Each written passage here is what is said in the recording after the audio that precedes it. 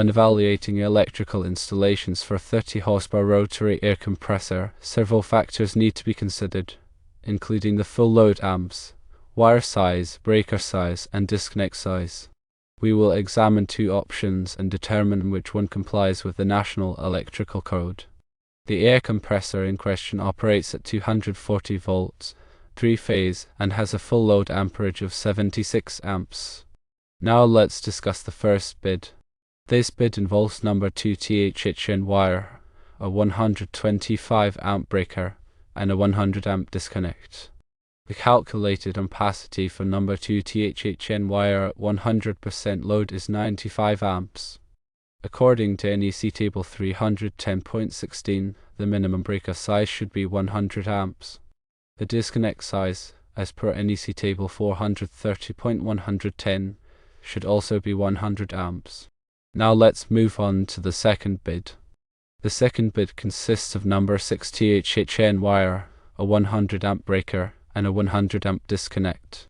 The calculated ampacity for number 6 THHN wire at 100% load is 65 amps. Again, referring to NEC table 310.16, the minimum breaker size should be 60 amps. The disconnect size, as per NEC table 430.110, should be 60 amps. Now, let's evaluate both options based on code compliance. Option 1, which includes the 125 amp breaker and number 2 THHN wire, meets all code requirements. It provides adequate protection for the compressor with a larger wire and breaker size. However, option 2, with the 100 amp breaker and number 6 THHN wire, does not meet code requirements. The number 6 THHN wire is undersized for a 100 amp breaker, as its ampacity is only 65 amps, which is insufficient for the compressor's full load amperage and code requirements. The National Electrical Code provides guidelines for selecting the appropriate wire size and overcurrent protection for motor circuits. These guidelines ensure the safe and reliable operation of the equipment. The NEC dictates that the conductors supplying a motor shall have an ampacity of not less than 125% of the motor's full load current rating. This is to account for the motor's starting current, which can be significantly higher than its running current. For a 76 amp motor, this translates to a minimum conductor ampacity of 76 amps times 1.25, which equals 95 amps. Therefore, the number 2 THHN wire in option 1 with an ampacity of 95 amps meets this requirement. However, the number 6 THHN wire in option 2 with an ampacity of 65 amps falls short of this requirement.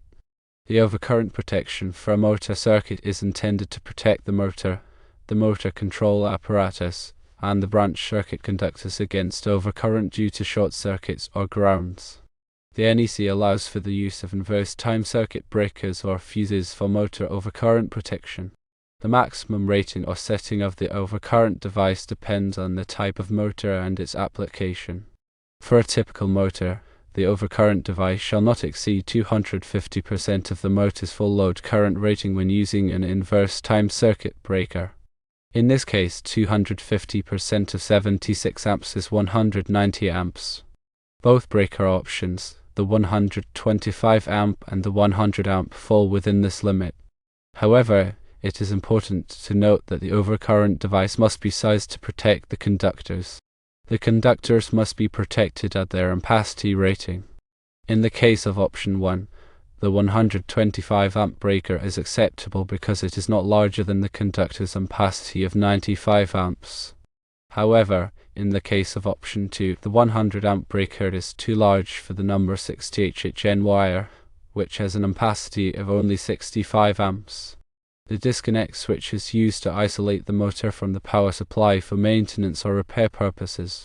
The NEC requires that the disconnect switch have an ampere rating of not less than 115% of the motor's full load current rating.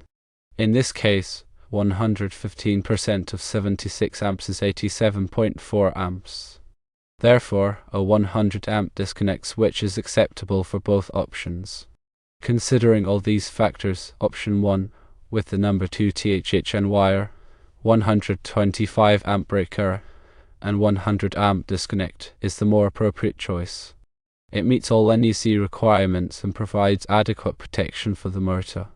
Option 2, with the number 60 HHN wire, 100 amp breaker, and 100 amp disconnect, does not meet code requirements because the number 60 HHN wire is undersized for a 100 amp breaker.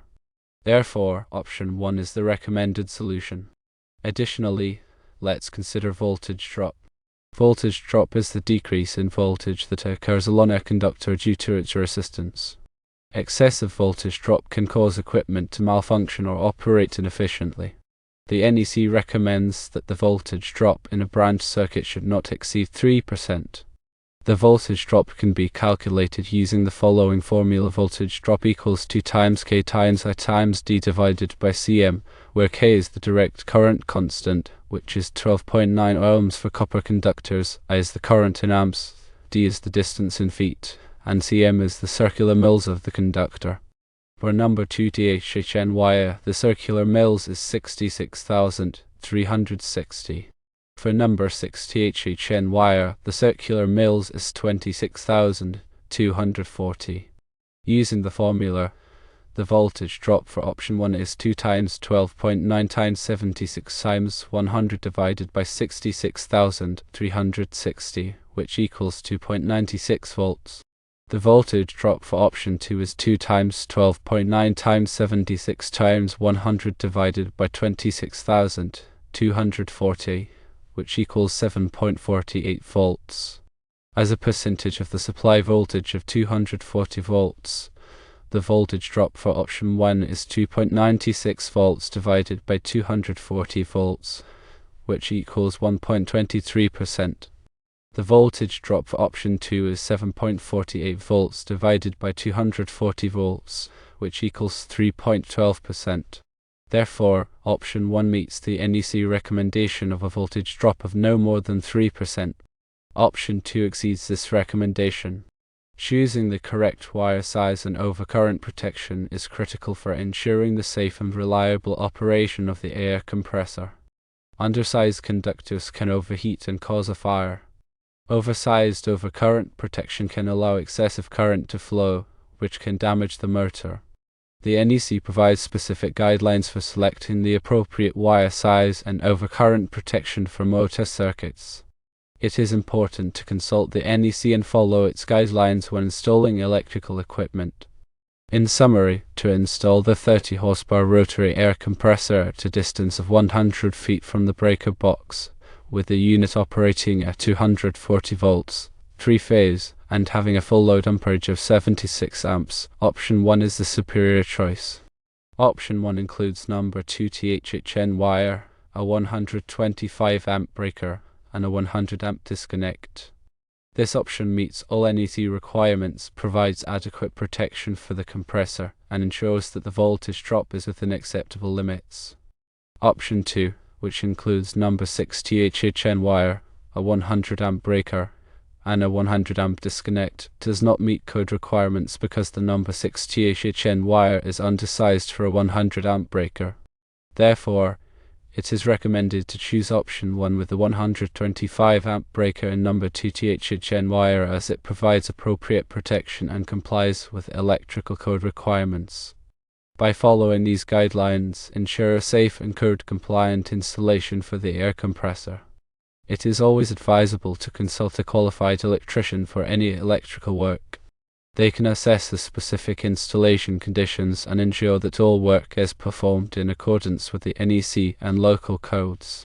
Proper electrical installation is essential for the safe and reliable operation of the air compressor. It protects the equipment from damage and prevents electrical hazards. By following the recommendations outlined, a worry-free installation can be achieved. In addition to the wire size, breaker size, and disconnect size, it is also important to consider the grounding of the air compressor.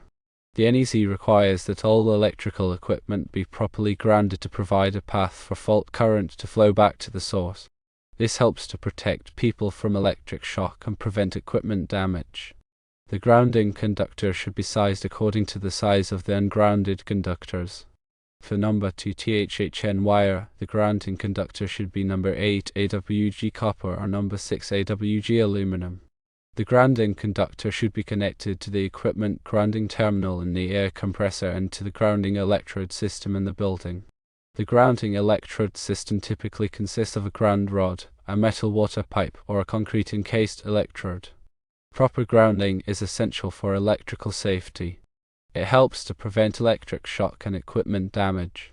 By ensuring that the air compressor is properly grounded, a safe and reliable electrical installation can be achieved. Furthermore, consider the type of conduit used to protect the conductors. The NEC specifies the types of conduit that are permitted for use in different applications. For this installation, rigid metal conduit, intermediate metal conduit, or electrical metallic tubing can be used. The conduit should be properly supported and secured. The conductors should be pulled through the conduit carefully to avoid damaging them. The conduit should be sealed at all openings to prevent moisture from entering. Proper conduit installation protects the conductors from physical damage and environmental factors. It also helps to prevent electrical hazards. By following the NEC requirements for conduit installation, a safe and reliable electrical system can be created. Finally, remember to label all electrical panels and disconnect switches clearly. The label should identify the equipment that is served by the panel or disconnect. This helps to prevent confusion and makes it easier to troubleshoot problems. The labels should be durable and easy to read. They should be attached securely to the panel or disconnect.